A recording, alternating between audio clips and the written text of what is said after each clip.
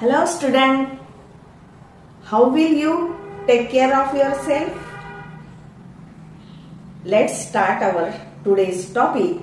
Topic is precaution during thunderstorm.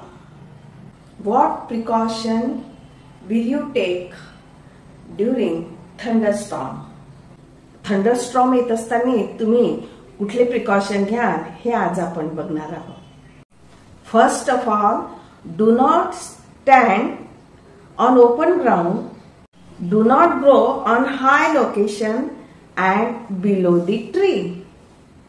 Next, do not stand near the electric pole, a telephone pole and tower pole. Do not lean on wire fences and to any electric pole. So do not pole on farm, compound, garden and houses. कधीच wire फेन्सला, कंपाऊंडला, फार्मला, गार्डनला किंवा घराला सुद्धा रेटून टेकून असे उभे राहू नये.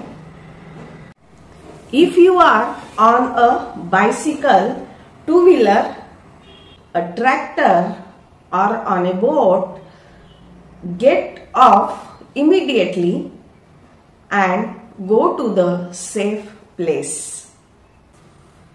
Swimmers, fishermen should immediately come out of the water.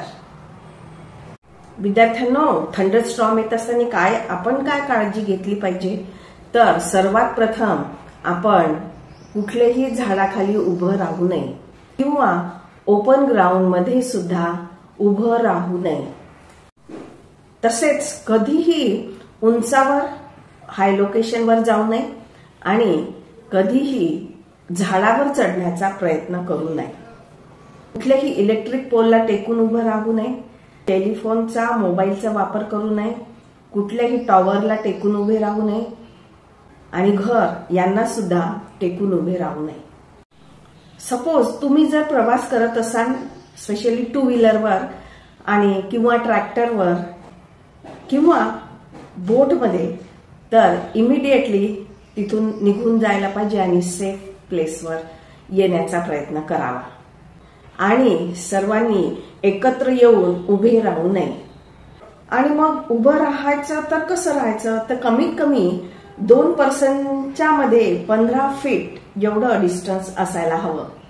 Telephone, mobile, कुठलेही इलेक्ट्रिक अप्लायन्सेस प्लग करून ठेवू नये.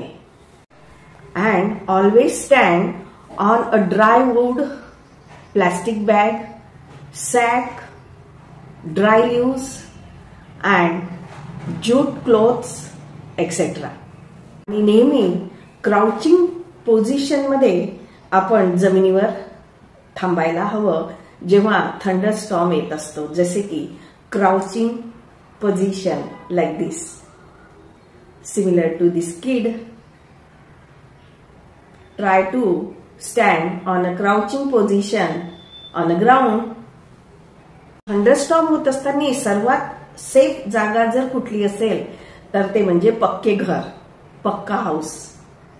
सिमेंट विटांनी बनलेलं जे आपलं घर असते त्यामध्ये स्टे करण्याचा प्रयत्न करावा, थांबण्याचा प्रयत्न करावा. Pucca house is the safest place. Find out if there is a lightning conductor on any tall buildings near your house. If necessary get a lighting conductors fitted on your house. I don't have any fear in my house because tallest statue of Bajrangbali near my house. वीज ही जास्तीत जास्त वेळा जमिनीला येऊन भिडत असते, झाडावर सुद्धा भिडत असते, परंतु जास्तीत जास्त वेळा ही जमिनीवर येऊन पडत असते. मॉर्टॅलिटी रेट जो आहे तो कमी झालेला आहे आणि त्यामुळे आपण सेफ राहणार. परंतु स्ट्रोक झाल्यानंतर जो इफेक्ट होते तो मात्र लॉंग टर्मचा असतो, त्यामुळे आपली काळजी घेणं आवश्यक आहे. आपण बरेचदा ऐकत असतो की वीज पडल्याने नुकसान झालेले, तर त्या नुकसानापासून जर वाचायचं असेल तर शक्य होत असेल तर थंडरस्टॉर्मच्या दरम्यान आपण ही काळजी घ्यायलाच हवी. आणि शक्य होत असेल तर घरावर किंवा कुठल्याही जिथे तुम्ही काम करता अशा ठिकाणी लाइटनिंग कंडक्टर्स जर फिट केलं असेल तर आपल्याला कुठल्याही प्रकारचा धोका संभवणार नाही. फिशिंग करणारे फिशरमॅन किंवा स्विमर्स जे पाण्यात असतात यांनी पटकन थंडरस्टॉर्म होत असेल तर आपल्या जवळपासच्या सेफ जागेवर जाण्याचा प्रयत्न करावा व पाण्यापासून दूर जाण्याचा प्रयत्न करावा. लागल्यानंतर इमिडिएटली पर्सनला हॉस्पिटलाइज करण्यात यावे, कारण त्यामुळे कमीत कमी नुकसान शरीराचे होऊ शकेल. Person can save their life.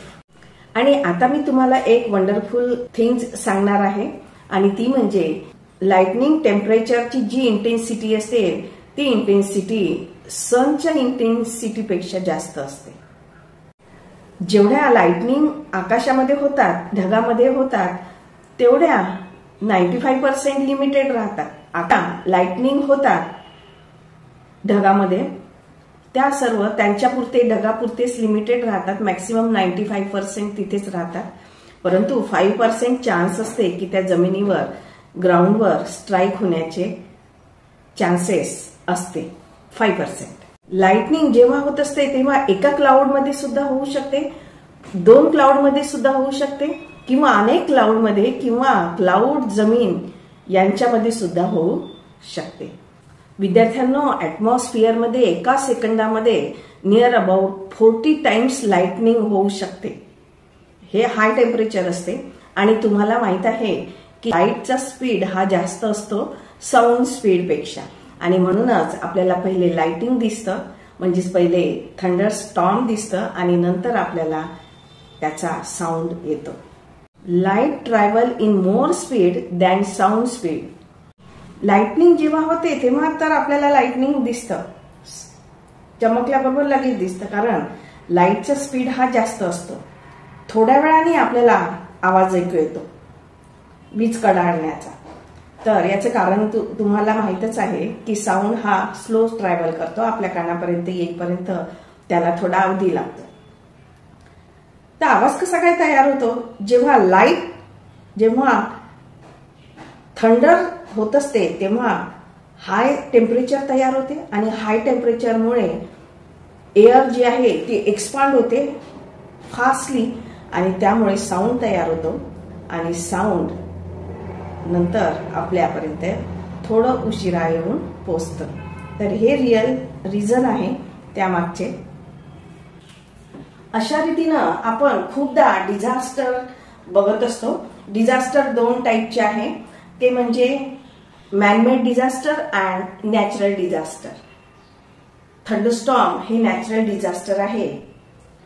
बरेचसे फेमाईन किंवा बरेचसे डिझास्टर मॅनमेड सुद्धा आहे, नॅचरल सुद्धा आहे आणि वेळोवेळी ते आपल्याला फेस करावं लागतं. प्रिकॉशन घेणं मात्र आपल्या हातामध्ये आहे. आपण प्रिकॉशन मात्र आपण घेऊ शकतो, ती नक्की घ्यावी. स्वतःचा जीव आणि आपल्या सोबतच्या लोकांचा आणि आपल्या सोबतच्या लोकांची सुद्धा आपण काळजी घेऊ शकतो. आणि अशा रीतीनं take care of yourself. So thank you very much. Bye bye.